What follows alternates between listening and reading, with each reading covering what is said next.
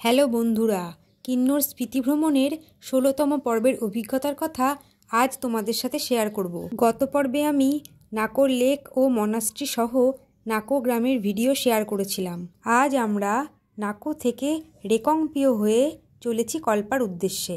পথে দেখে নেব খাব ব্রিজ, ডাবলিং চেকপোস্ট, পু ও রেকংপিও শৈল শহর। ভয়ঙ্কর সুন্দর যাত্রা পথ বলতে যা বোঝায়, এ পথ ঠিক তাই। আমরা চলেছি বিপদে ভরা গিরিখাতের মধ্যে দিয়ে। ন্যাড়া রুক্ষ পাহাড়ের গা বেয়ে NH 505 ধরে আমরা এগিয়ে চলেছি। নাকো গ্রাম থেকে খাব ব্রিজের দূরত্ব মোটামুটি 16-17 কিলোমিটার মতো। এখনও আমাদের পাশে পাহাড়ের অনেক নিচ দিয়ে বয়ে চলেছে স্পিতি নদী। খাব ব্রিজে গিয়ে স্পিতি নদী মিলিত হবে শতদ্রুর সাথে। তারপর থেকে শতদ্রু নাম নিয়ে আমাদের সাথে বয়ে যাবে। নাকো গ্রাম থেকে খাব ব্রিজের উচ্চতা কিছুটা কম। দেখো, আমাদের সামনের গাড়িটি মাখনের মতো এই রাস্তা দিয়ে নেমে যাচ্ছে নিচের দিকে। এই যাত্রাপথ যেমন সুন্দর তেমন রোমাঞ্চকরও বটে। নাকো গ্রামে কিছু গাছের দেখা পেয়েছিলাম, কিন্তু নাকো গ্রাম ছাড়ার পরে প্রকৃতি আবারও রুক্ষ ও ন্যাড়া হয়ে আমাদের চোখে ধরা দিয়েছে। নীল আকাশের ব্যাকগ্রাউন্ডে যে অসম্ভব সুন্দর দৃশ্যপট রচনা হচ্ছিল তা এক কথায় তুলনাহীন। এই জায়গায় দেখো, আমাদের গাড়িগুলি এগিয়ে চলেছে পাহাড়ের তৈরি করা কোনো ছাদের নিচ দিয়ে।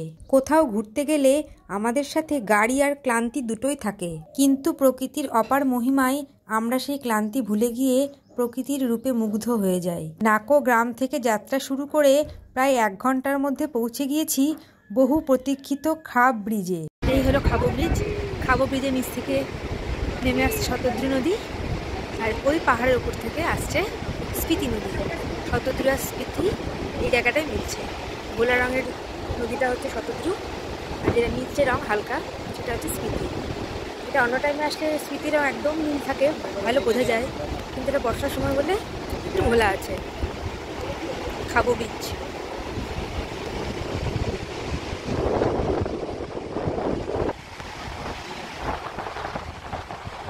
এই খাব ব্রিজ যেমন চওড়া তেমন মজবুতও বটে। কিন্নর ও স্পিতি ভ্যালির সঙ্গে যোগাযোগের অন্যতম প্রধান মাধ্যম হলো এই খাব ব্রিজ। তীব্র হাওয়ায় পতপত করে উঠছে প্রেয়ার ফ্ল্যাগগুলি।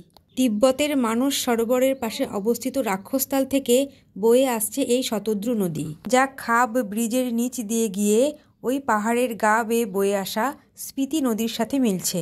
এই ব্রিজের পাশে একটি রেস্টুরেন্টও রয়েছে, যার নাম সঙ্গম খাব হোটেল। এ যেন এক দীর্ঘ প্রতীক্ষার অবসান। অবশেষে দেখা হলো ভূগোল বইতে পড়া শতদ্রুর সাথে।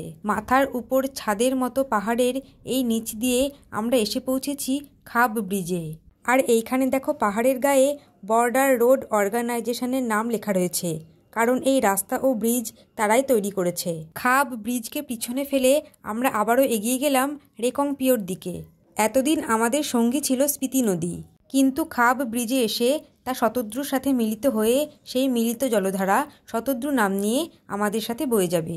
অর্থাৎ স্পিতি নদী ছেড়ে এবারে আমাদের সর্বক্ষণের সঙ্গী শতদ্রু নদী, যার স্থানীয় নাম সতলুজ। সিন্ধু নদীর 5টা উপনদীর মধ্যে সবথেকে লম্বা হলো এই শতদ্রু। এই জায়গায় দেখো, প্রকৃতির দৃশ্যপট ছিল অসাধারণ।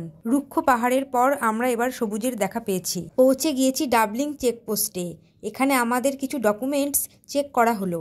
এই ব্রিজের ডান দিকের রাস্তা দিয়ে 16 কিলোমিটার এগিয়ে গেলে পৌঁছে যাওয়া যায় রোপা ভ্যালিতে। সেখানে রয়েছে প্রায় 1200 বছরের পুরনো একটি মনাস্ট্রি। এবারে দেখো, আমরা প্রবেশ করেছি অকপা ব্রিজের উপর। আমরা কিন্নরের যত গভীরে প্রবেশ করব, এই সবুজ গাছের সংখ্যাও তত বৃদ্ধি পাবে। এই ব্রিজ পার করার পরেই শতদ্রু আমাদের ডান দিকে চলে এলো। ছবির মতো সুন্দর ছিল এই যাত্রাপথ। এই রাস্তাতেই আমরা পার করেছিলাম বিখ্যাত পু মহকুমা শৈল শহর। একসময় শিবকিলা দিয়ে তিব্বতের সঙ্গে এই পু শৈল শহরের বাণিজ্য চলত, কিন্তু এখন তা বন্ধ হয়ে গিয়েছে। আর পু থেকে আমরা আমাদের পেট্রোল ভরে নিয়েছিলাম। আর এইখানে দেখো, একটি হিমাচলি বিয়ের গাড়ি চলেছে রাস্তা দিয়ে। হঠাৎ করে এই হিমাচলি বিয়ের গাড়ি দেখে আমরাও খুব আনন্দ পেয়েছিলাম। আর সামনের এই মোড় থেকেই ভাগ হয়ে যাচ্ছে রেকংপিও ও টাবো যাবার রাস্তা। দেখো, আমাদের গাড়ি টার্ন নিয়ে নিল রেকংপিও তথা কল্পার দিকে। আর এইখান থেকে রেকংপিওর দূরত্ব 6 ও কল্পার দূরত্ব 17 কিলোমিটার। আমরা এই ট্যুরটি করেছিলাম টেম্পো ট্রাভেলার গাড়িতে। তবে যারা বাজেট ট্রিপ করতে চাও তারা হিমাচল পরিবহনের বাসেও এই ট্রিপটি কমপ্লিট করতে পারো, কারণ HRTCর বাস পৌঁছে যায় হিমাচলের প্রত্যন্ত জায়গাতে। আর রেকংপিওর দিকে যত এগিয়ে যাচ্ছিলাম প্রকৃতির দৃশ্য সুন্দর থেকে সুন্দরতর হয়ে আমাদের চোখে ধরা দিচ্ছিল। আর মাঝে মাঝেই আমাদের সাথে দেখা হচ্ছিল হিমাচল পরিবহনের বাসের, কারণ রেকংপিও হলো কিন্নরের সদর শহর, তাই সেখান থেকে হিমাচলের সমস্ত জায়গার বাস পাওয়া যায়। স্বপ্নের মতো সুন্দর এই যাত্রাপথের দুধারে রয়েছে দেওদার ও পাইনের বন, সাথে কিন্নরের বিখ্যাত আপেল বাগান।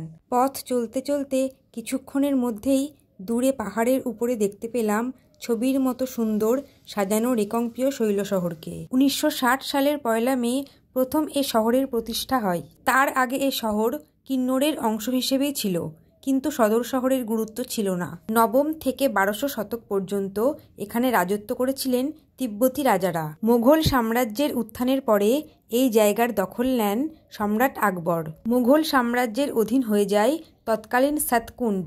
মুঘল সাম্রাজ্যের পতনের পর এই জায়গাটির নামকরণ হয় চিনি। কল্পার নামও একসময় ছিল চিনি, যা ছিল তৎকালীন কিন্নরের সদর শহর। শহরে ঢোকার মুখেই একটি বৌদ্ধ মনাস্ট্রি আমাদের স্বাগত জানালো। সময়ের সাথে সাথে প্রশাসনিক কাজকর্মের ক্ষেত্রে কল্পার গুরুত্ব কমতে থাকে, বাড়তে থাকে রেকংপিওর গুরুত্ব। হয়ে ওঠে কিন্নরের সদর শহর, যা এখন কিন্নরের প্রাণকেন্দ্রও বটে। প্রকৃতি যতই সুন্দর হোক, পেট তো শুনবে না। রেকংপিওতে যখন আমরা পৌঁছালাম তখন দুপুর গড়িয়ে গিয়েছে, কিন্তু আমাদের লাঞ্চ হয়নি। গাড়ি থেকে নেমে এদিক ওদিক খোঁজ নিয়ে জানলাম এখানকার বিখ্যাত হোটেল হলো পাঞ্জাবি ধাবা, যেখানকার মাটন খুব বিখ্যাত। দৌড় লাগালাম মাটনের খোঁজে, কারণ কত দিন মাটন খাইনি। কেনাকাটা করার জন্য দোকানপাট রয়েছে প্রচুর, আর দামও সিমলা ও মানালির ম্যালের মতো গলা কাটা নয়। ট্রাফিক মোড় থেকে সোজা এগিয়ে গিয়ে বাঁ দিকে পাঞ্জাবি ধাবার দেখা পেলাম, যেখানে বাটার রুটি ও 1 প্লেট মাটন নিয়েছিলাম। দাম পড়েছিল 130 টাকা। রেকংপিওর স্পেশাল জিলিপি, টপ করে রস পড়ছে। চশমা জিলিপি এটা, চশমা জিলিপি। কিন্নরের মেয়েদের বলা হয় কিন্নরী। সুন্দরী বললেও এদের কম বলা হবে। 7513 ফুট উচ্চতায় অবস্থিত এই রেকংপিও সদর শহর হওয়ার কারণে সরকারি স্কুল, কলেজ, ব্যাংক, ATM, হাসপাতাল ও সব ধরনের সুযোগ সুবিধা রয়েছে এই শহরে। কিন্নরের 12টি হেডকোয়ার্টার্সের মধ্যে এইটি একটি। ওয়েদার ভালো থাকলে এই শহর থেকেই দেখা মেলে কৈলাস পর্বত ও মাউন্ট শিবলিঙ্গ।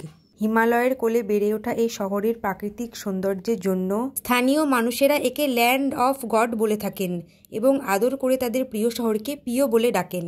রোগী ভিলেজ ও সুইসাইড পয়েন্টের ভিডিও নিয়ে আসছি পরের পর্বে।